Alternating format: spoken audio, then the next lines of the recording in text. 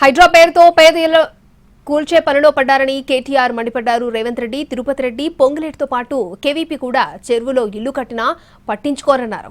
హైడ్రా డబ్బున్నోళ్లకు చుట్టమని విమర్శించారు కేటీఆర్. హైడ్రా అనేది పెద్దల పాలిట మాత్రం వాళ్ళనే ముట్టది, వాళ్ళనే మనది.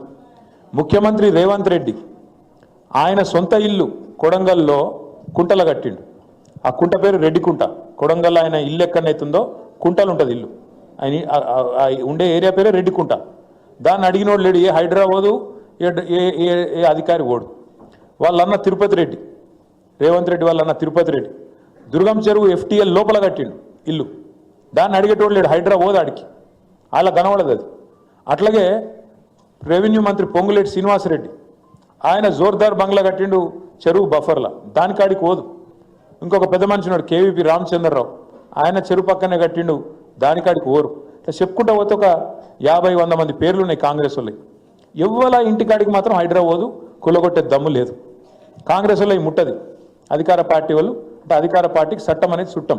గరీబ్ వాళ్ళకి మాత్రం హైడ్రా అనేది ఒక భూతంలాగా మీదపడి ఇవాళ ఎక్కడ పడితే అక్కడ విచ్చలవిడిగా ఇష్టం వచ్చినట్టు కొట్టుకుంటూ పోతున్నారు. ఏమైంది దాంతో ఇవాళ?